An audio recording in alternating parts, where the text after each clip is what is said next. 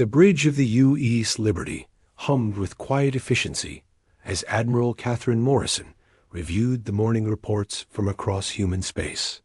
The year 5024 had brought nothing but good news so far. Trade routes flourished between the outer colonies. And Earth, scientific expeditions continued mapping unexplored systems. Children played in parks on 1,000 different worlds under alien suns. Peace had become so natural that most humans could not imagine any other way of life. Catherine had served in the diplomatic fleet for 30 years and had never fired a weapon in anger. Her great-grandmother used to tell stories about ancient wars, but they seemed like fairy tales now. Violence was something humans read about in history books, not something they lived. The communication console chimed with an incoming priority transmission. Lieutenant Commander Paul Davis turned from his station with a puzzled expression. "Admiral, we're receiving a fleet-wide broadcast from the Zephyrian Empire. They're requesting immediate response from all human vessels and colonies." Catherine nodded and activated the main screen. The bridge crew gathered around as the transmission began. Supreme Commander Vexthara appeared on screen. Her reptilian features twisted in what humans had learned to recognize as contempt. Behind her stood representatives from 11 other alien species, all members of the Zephyrian Confederation. "People of Earth and her colonies," Vexthara began, her voice carrying the authority of someone accustomed to being obeyed. "For too long, your species has spread across the galaxy like a disease. Your peaceful expansion corrupts our territories. Your cultural influence weakens our young. Your very presence offends the natural order." Ambassador Lucas Perry stepped forward from where he had been reviewing diplomatic files. His face showed genuine confusion. For 3,000 years, humanity had worked carefully to maintain good relations with all alien species. They had followed every treaty, respected every boundary, and offered aid whenever asked. We, the Zephyrian Empire, speaking for 12 proud species and 50,000 warships, hereby demand your immediate withdrawal from all contested systems, Vexthara continued. You have 30 standard days to begin your retreat to your home system. Any human presence beyond Earth's solar system after this deadline will be considered an act of war. The alien commander paused, letting her words sink in. Around the bridge, human officers exchanged glances of disbelief. Captain John Martinez, who had been quietly monitoring sensor readings, looked up from his console with raised eyebrows. Your species has grown soft during your long peace, Vexthara said with satisfaction. You have forgotten what war means. We have not. Comply with our demands, or face total annihilation. This is not a negotiation. This is your only warning. A transmission ended, leaving the bridge in stunned silence. For several moments, nobody spoke. Then Captain Martinez made a small sound, barely audible at first. It was a chuckle, soft and wondering, as if he had just heard the most amusing joke in the galaxy. The chuckle grew louder. Other bridge officers turned to look at him, and something about his expression made Lieutenant Davis smile. The smile became a grin, and the grin became laughter. Within moments, the entire bridge crew was laughing, not with hysteria or panic, but with genuine amusement. The laughter spread through the ship's communication system as news of the alien ultimatum reached other decks. In the engineering section, Chief Engineer Lisa Brooks heard the announcement and burst into delighted giggles. In the medical bay, Dr. Susan Parker shook her head and chuckled while she organized her supplies. Even the civilians aboard the ship, families of diplomatic personnel returning from successful missions, found themselves smiling at the alien. Threats. Ambassador Perry activated his communication array and sent the same message to every human colony and outpost in the galaxy. The response was identical everywhere. On mining stations, workers paused in their drilling to laugh at their screens. On agricultural worlds, farmers stopped their harvesting to share jokes about alien demands.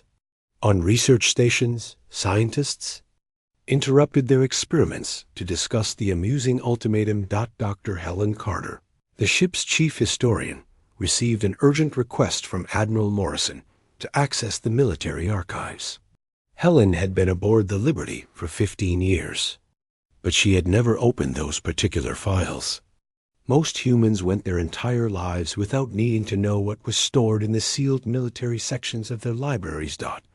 As Helen's fingers moved across the archive controls, she felt a strange tingling sensation, as if her body was remembering something her mind had forgotten. The military database activated with a soft hum, and holographic displays began to materialize around her workstation. Ancient symbols and battle formations flickered to life, showing strategic plans and weapon schematics that had not been viewed in 3 millennia. Back on the bridge, Admiral Morrison received another transmission from the Zephyrian fleet. This time, Vexthara appeared visibly disturbed by the human response. "Humans," she said, her voice sharp with anger, "we have intercepted your communications. Your species appears to be suffering from some form of mass hysteria. Our declaration was not meant as entertainment." Captain Martinez wiped tears of laughter from his eyes and stepped forward. "Supreme Commander," he said, his voice still carrying traces of amusement, "we understand your declaration perfectly. We just find it funny? Funny?" Vexthara's reptilian features contorted with rage. "You face annihilation by the greatest military force in galactic history, and you find this amusing?" Admiral Morrison joined Martinez at the communication station. Her expression had grown serious, but her eyes still held traces of that strange human laughter. "Commander Vexthara," she said calmly, "you've made one critical error in your calculations." "What error?" the alien demanded. "You've never seen us angry." The statement seemed to echo across the bridge with unexpected weight. Dr. Carter looked up from her historical research, her face pale as she began to understand what the archives contained. Ambassador Perry felt a chill run down his spine as genetic memories began to stir. Even the youngest crew members felt something awakening in their blood, something that had been sleeping for 3,000 years. Vexthara laughed, a harsh sound that grated across the communication channel. "Angry? You pathetic creatures have been peaceful for 3 millennia. You don't even remember how to make war. Your weapons are tools for mining and construction. Your ships are built for exploration and trade. What could you possibly do to threaten us?" Admiral Morrison smiled, and for the first time in 3,000 years, a human smile carried the promise of violence. "I suppose you'll find out," she said quietly. "Dr. Carter, please activate the Remember Protocol." The alien transmission cut off abruptly as Vexthara realized that the humans were no longer laughing. Across the galaxy, something ancient and terrible was beginning to wake up, and the Zephyrian Empire had just made the greatest mistake in their species' history. The Remember Protocol spread across human space like wildfire through dry grass. On Earth, General Patricia Hayes received the activation code at exactly 14:32 local time. She had been tending her garden behind the Strategic Military Archive, building, enjoying the afternoon sun, and wondering what to prepare for dinner. The code arrived as a simple text message on her personal communicator, but when she read it, her hands began to shake. Patricia had not opened the sealed military vaults in 27 years of service. Most people assumed they contained old equipment and outdated tactical manuals. She walked through the archive corridors with measured steps, her civilian clothes feeling strange as muscle memory began to assert itself. Her spine straightened, her eyes grew sharp and focused. By the time she reached the vault doors, she was moving like a soldier again. The holographic displays that activated around her showed 3,000 years of carefully preserved military knowledge, battle strategies that had conquered star systems, weapon designs that had made entire species surrender rather than face human anger, psychological warfare techniques that had broken the will of civilizations. All of it had been locked away when humanity chose peace. But the knowledge had never been destroyed. Captain Steve Collins was loading asteroid fragments onto his mining ship New Horizon when the protocol reached him. His crew of 12 had been laughing about the alien ultimatum just an hour earlier, making jokes about reptiles who thought they could scare humans. But as the genetic awakening spread through their bodies, the laughter died away. Steve looked at the industrial mining charges they used to break apart asteroids and realized they were explosives powerful enough to destroy battleships. The magnetic containment fields they used to move metal ore could crush alien vessels like tin cans. The high-energy laser drills designed for precision cutting could slice through enemy armor. Every tool on his ship had been designed for construction, but construction and destruction were often the same process in reverse. His crew began to change around him.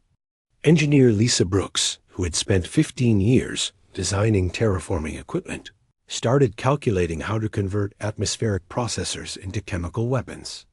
Communications officer Jenny Martinez found herself remembering encryption codes her grandmother had taught her as children's games. Pilot Ryan Foster discovered that the navigation systems he used to plot safe routes through asteroid fields could just as easily plot attack vectors against enemy fleets. On the agricultural world of Haven's Rest, the transformation was even more dramatic.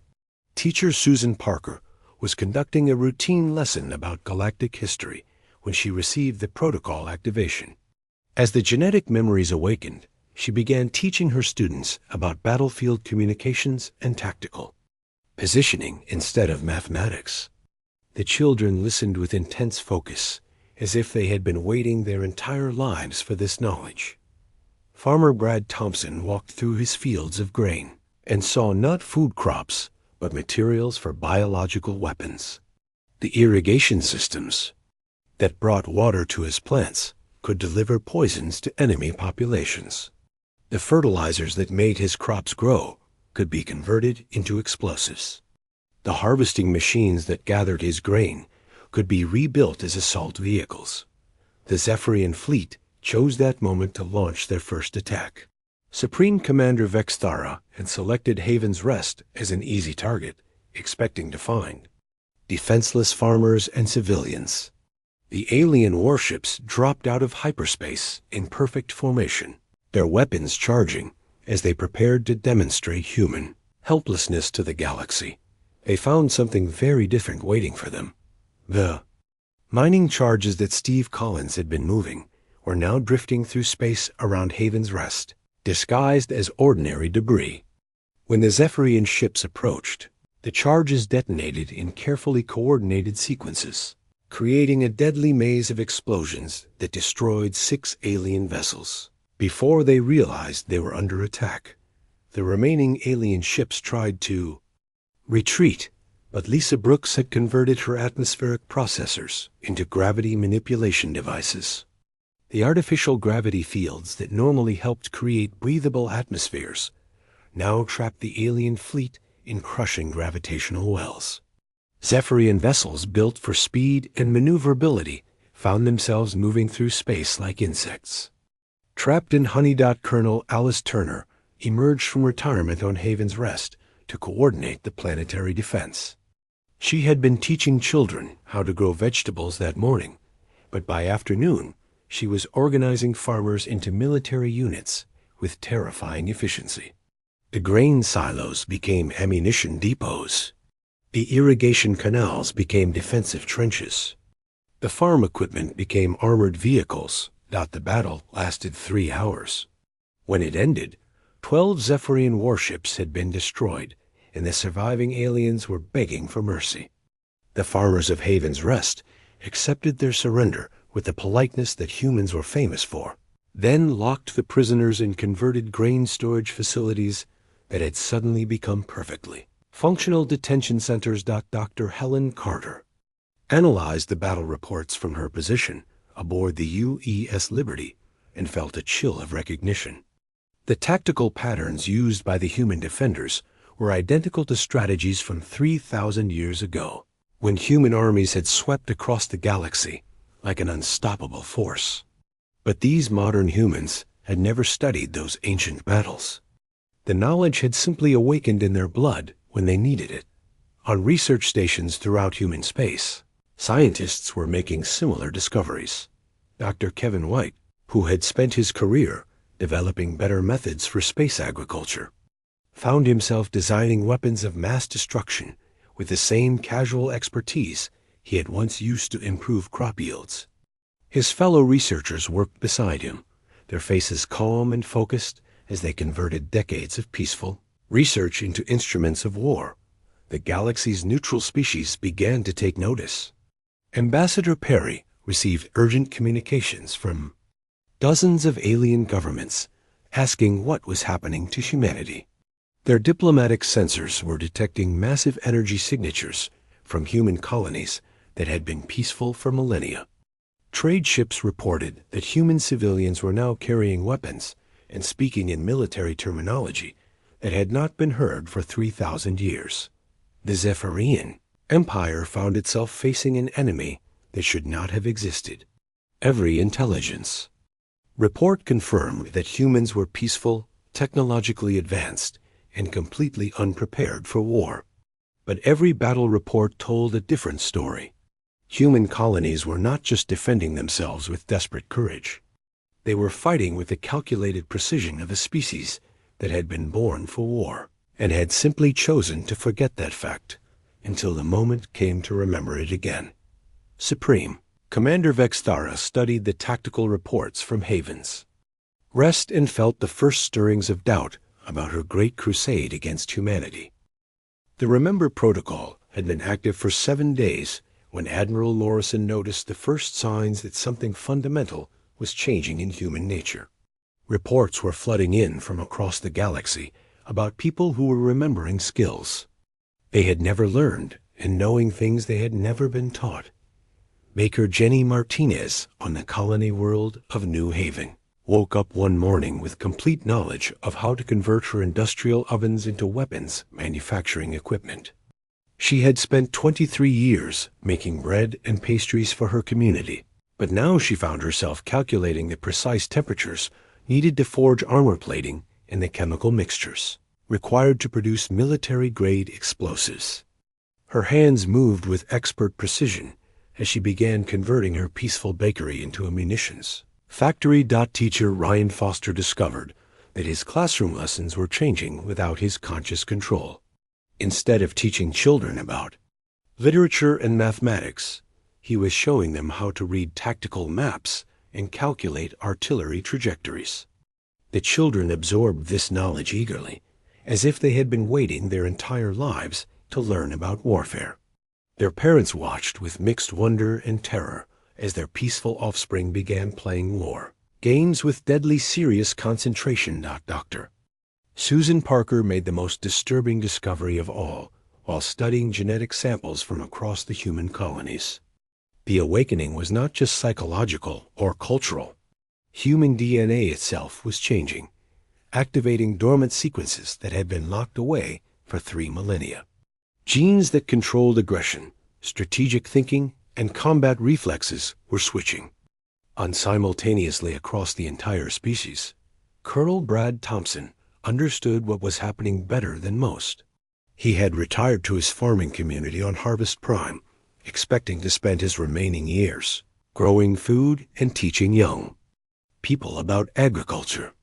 But when the protocol activated, memories flooded back that belonged to ancestors he had never met. He knew tactical maneuvers that had been used in battles fought before his great-grandfather was born.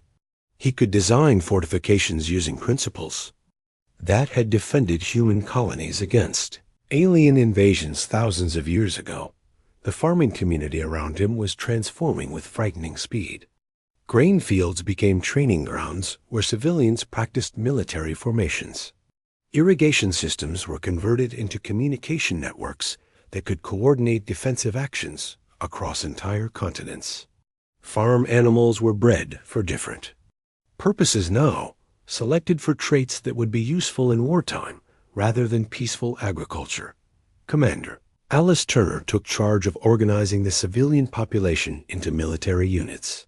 She had been living quietly on Harvest Prime for 8 years, content to help with local governance and community planning.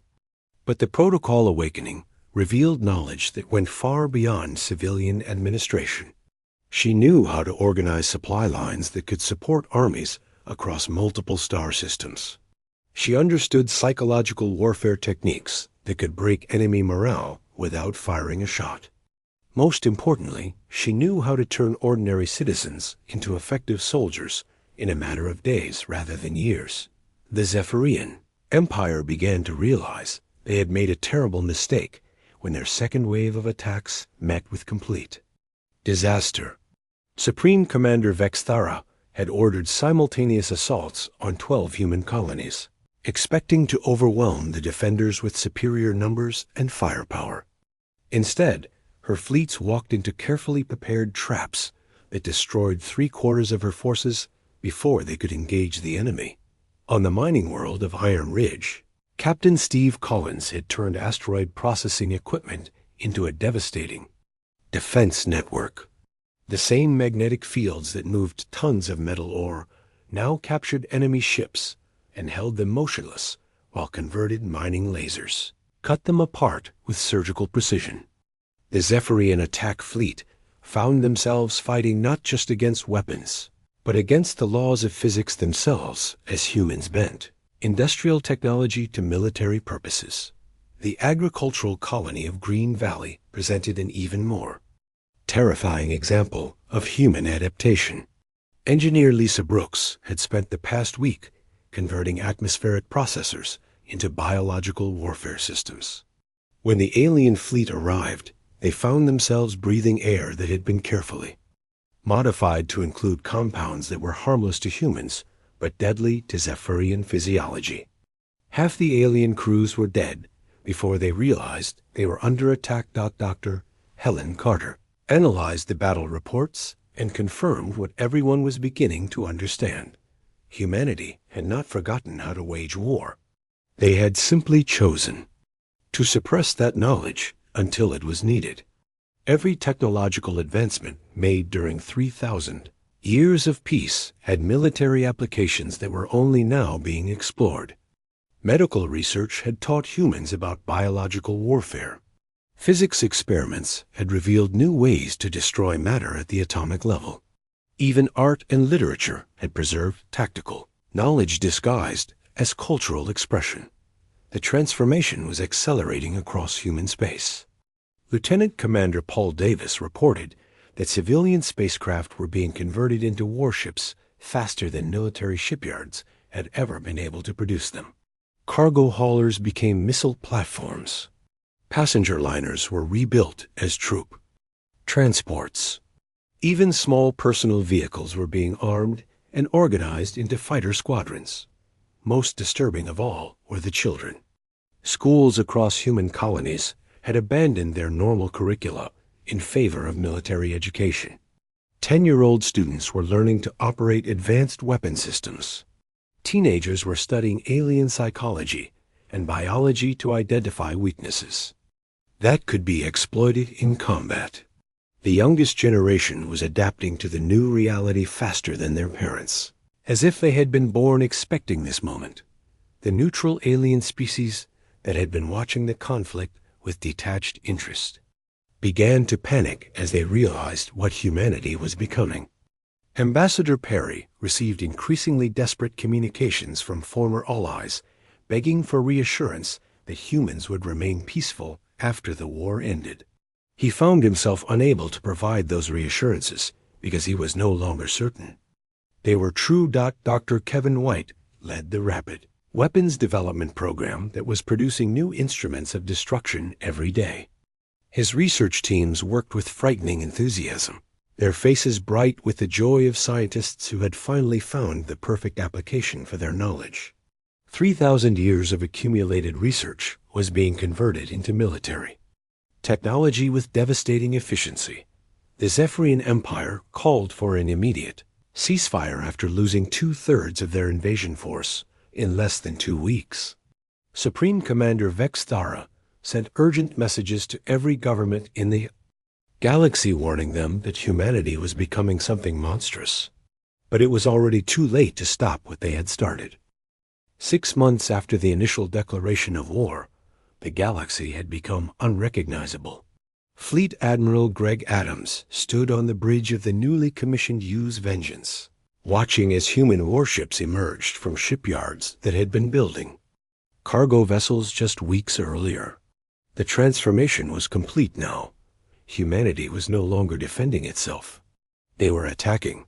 The shipyards around Earth worked day and night, producing vessels that incorporated 3,000 years of suppressed military innovation.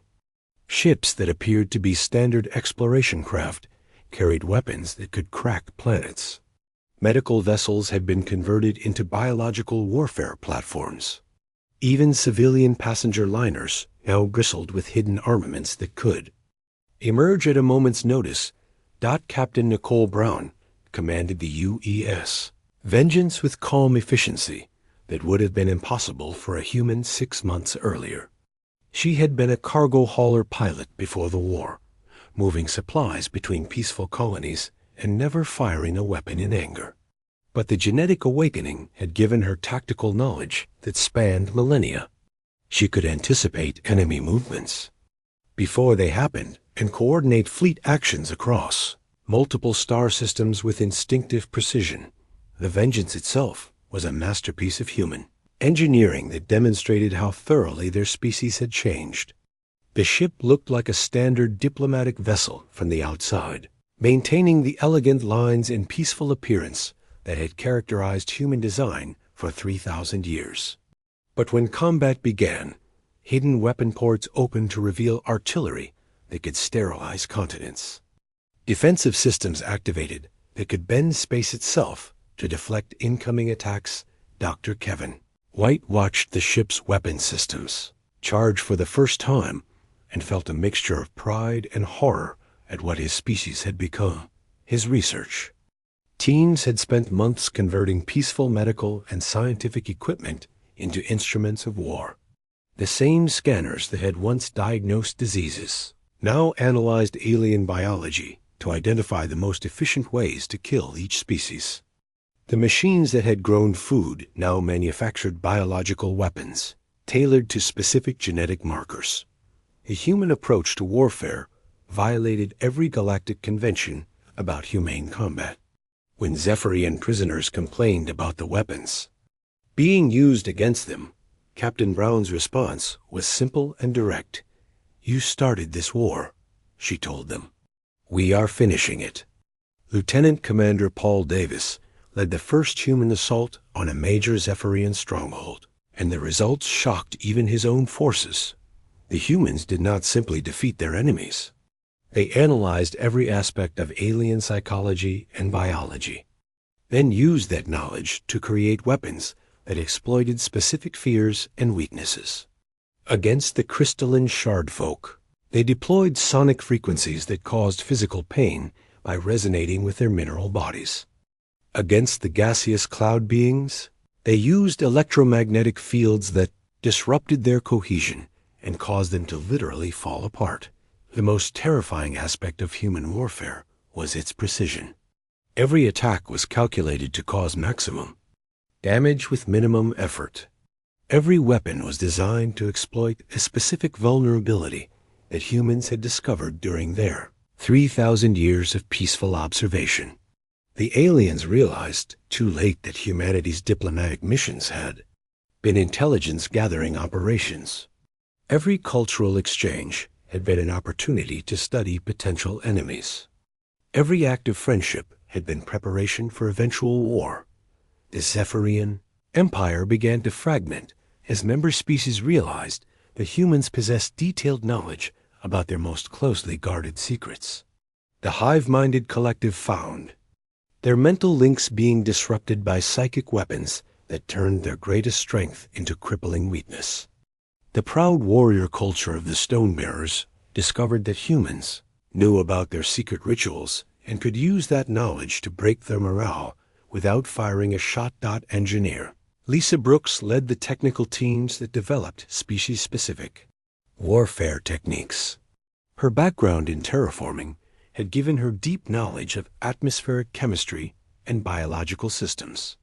She used that expertise to create environmental weapons that could make entire planets uninhabitable for specific alien species while leaving them perfectly safe for human occupation.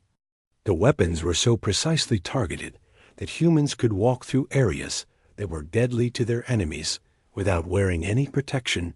Dr. Susan Parker made the most disturbing discovery when she analyzed captured alien genetic material.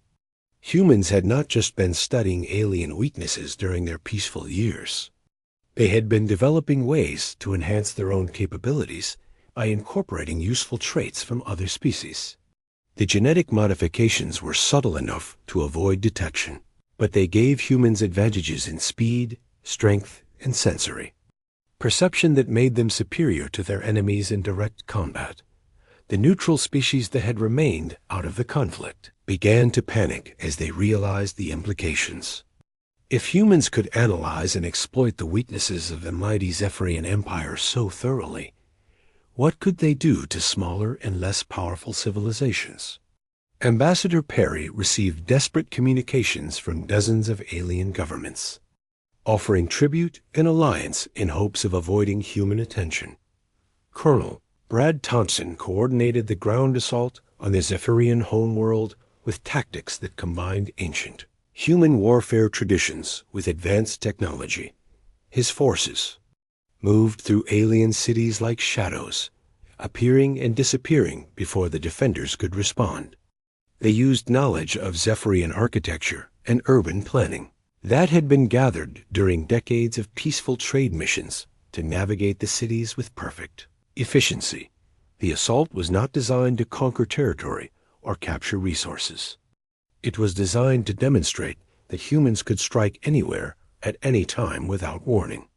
Zephyrian military installations were destroyed with surgical precision, while civilian areas remained untouched. The message was clear. Humanity could have killed everyone if they had chosen to do so. Commander Alice Turner led the occupation forces that took control of defeated Zephyrian territories. Her background in community organization made her perfect for the task of managing conquered populations. But the methods she used would have been unthinkable 6 months earlier. Alien populations were sorted by species and relocated to areas where they could be monitored more effectively. Their technology was confiscated and studied for weaknesses that could be exploited against other enemies. The war was ending, but not through negotiation or compromise. The Zephyrian Empire was being systematically dismantled by an enemy that understood them better than they understood themselves. Supreme Commander Vexthara sent one final message to the human fleet before her government collapsed completely. "What have we awakened?" she asked. Admiral Morrison's reply was chilling in its simplicity. "Ourselves." 1 year after the declaration of war, Supreme Commander Vexthara knelt in chains aboard the U.S. Liberty, her proud empire reduced to ash and memory. Admiral Catherine Morrison stood before her, no longer the diplomatic officer who had laughed at alien threats 12 months earlier. The transformation was complete now. Morrison carried herself with the quiet confidence of someone who had conquered the galaxy and found it easier than expected. The war had ended not with a final battle, but with a series of strategic surrenders, as alien species realized that continued resistance meant complete annihilation. The Zephyrian Empire had crumbled in less than 8 months, its member species abandoning their alliance to beg for human mercy. Those who surrendered quickly enough were allowed to survive. Those who resisted too long simply ceased to exist. Vexthara raised her head to look at Morrison with eyes that held no trace of the arrogance she had displayed a year earlier. "Why?" she asked, her voice barely a whisper. "Why did you laugh when we declared war? Did you know this would happen?" Morrison considered the question with the patience of someone who had nothing left to prove. The human fleet controlled every major star system in the galaxy now. Alien governments existed only because humans allowed them to exist. The natural order that Vix Thara had spoken of so confidently was gone forever. We laughed, Morrison said quietly, because we knew how. This would end before you fired the first shot. Dr. Helen Carter emerged from the ship's archives, carrying a datapad filled with historical records that had been sealed for 3 millennia. Her research had uncovered the truth that explained everything about humanity's transformation. The peaceful species that had spread across the galaxy for 3,000 years had not evolved naturally. They had been created by conscious choice and careful genetic engineering. Show her, Morrison said. Carter activated the holographic display, and images filled the air around them. Ancient battles where human fleets had swept across the galaxy like unstoppable storms. Conquered worlds where alien populations had bowed before human governors. Strategic plans that had taken centuries to complete and had reshaped the fundamental structure of galactic civilization. 3,000 years ago, Carter explained, humanity fought a war that nearly destroyed the galaxy. We won that war so completely that we became afraid of ourselves. Our leaders realized that our species was too dangerous to remain active warriors, so they made a choice. The holographic records showed the implementation of the Great Peace Project.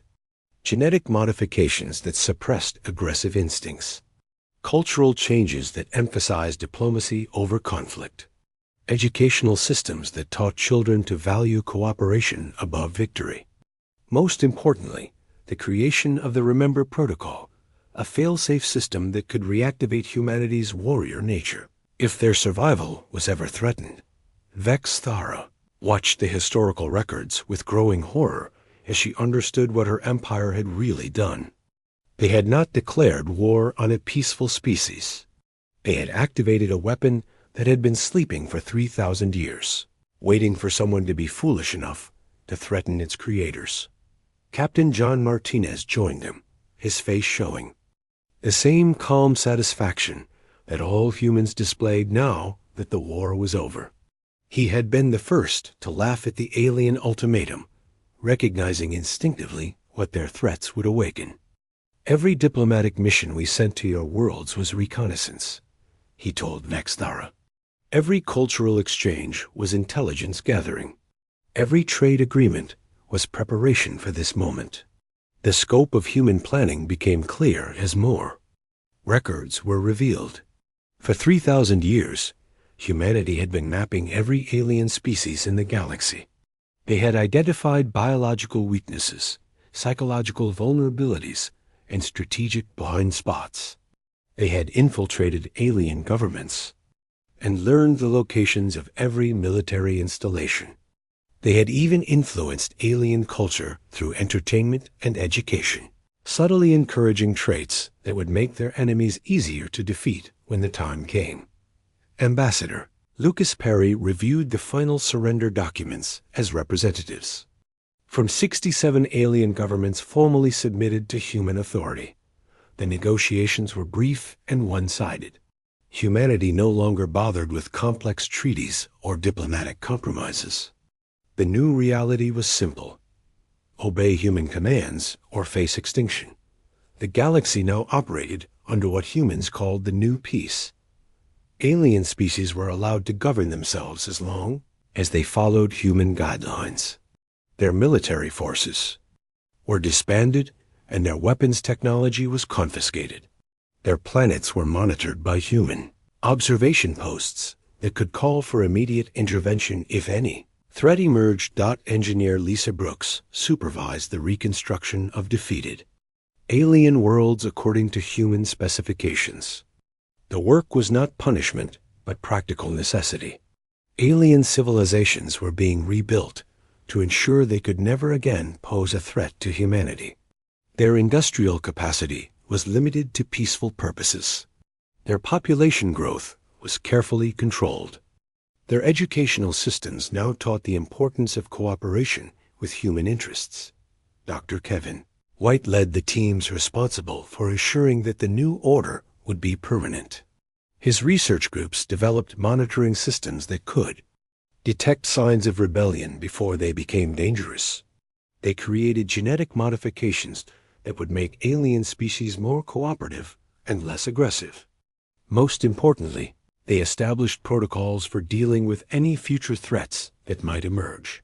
The transformation of the galaxy was complete, but the transformation of humanity was just beginning. Colonel Brad Thompson noted that human children, who had been born after the war, showed different characteristics than previous generations. They were more aggressive, more strategic in their thinking, and more confident in their superiority over other species. The genetic changes that had been activated by the Remember Protocol were becoming permanent. Commander Alice Turner managed the administration of the new galactic government from her headquarters on Earth. The bureaucracy was efficient and thorough, ensuring that every alien world remained under proper supervision. But the underlying philosophy was fundamentally different from the old human diplomacy. Instead of seeking cooperation among equals, the new system was designed to maintain control over subjects. Captain Nicole Brown commanded the human patrol fleets that enforced the new peace across the galaxy. Her ships visited alien worlds regularly, not as explorers or traders, but as reminders of what would happen to anyone who forgot their place in the new order. The elegant vessels still looked like diplomatic craft, but everyone understood what weapons they carried beneath their peaceful exterior. The laughter had stopped now. Humanity no longer found the idea of alien threats amusing because such threats were no longer possible. The galaxy had entered a new age of human-enforced peace, and Admiral Morrison's final message to future generations was clear. We chose peace once and nearly forgot what we were capable of becoming. That mistake will never be repeated.